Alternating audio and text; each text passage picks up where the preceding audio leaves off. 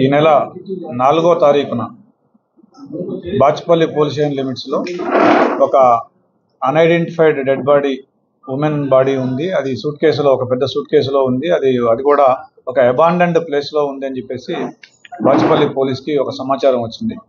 ఆ సమాచారం మేరకు ఇమ్మీడియట్గా inspector Bachupally, ACP Kukatpally, myself and my additional ACP అందరం కూడా సీన్ విజిట్ చేసి local SOT team and crimes team కూడా అందరూ కూడా వచ్చి ఆ సీన్ విజిట్ చేయడం జరిగింది. దాంట్లో మాకు తెలిసిన ఏంటంటే, ఆ సీన్ విజిట్ చేసిన తర్వాత ఒక 25 to 30 years ఏజ్ ఉన్న మహిళ డెడ్ బాడీ ఉండేది. ఆ దాదాపుగా ఒక 10 days అయినట్టుగా అనిపించింది. ఆ బాడీ ఊసిపోయిన విధానం కానీ, ఫిట్ఫై అయిన విధానం కానీ అవన్నీ చూస్తే.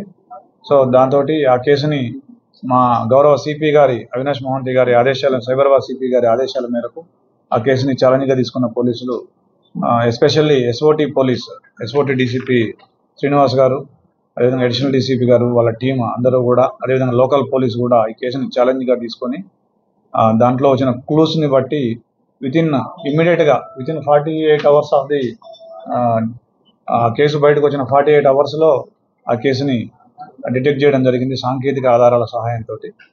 దీని ప్రకారం మనకు తెలిసిన వివరాలు ఏంటంటే, ఈ deceased 33 years woman, she is from Nepal. ఈవిడ హౌస్ వైఫ్ ఉండేది. అయితే ఈ అక్యూజ్డ్ ఎవరైతే ఉన్నారో ఇతని పేరు విజయ్ తోపా. ఇతను కూడా నేపాల్కు చెందిన వ్యక్తి. నేపాల్లో గాల్కోట్ అనే ఏరియాలో బాగ్లుంగ్ అనే జిల్లాకు చెందిన వ్యక్తి. వీళ్ళిద్దరికీ ఫేస్బుక్ ద్వారా పరిచయం అయింది. దాంతో ఆవిడ ఏప్రిల్ నెల 15వ తారీఖున ఇక్కడికి వచ్చి ఇతనితో పాటుగా సహజీవనం చేస్తూ ఉంది.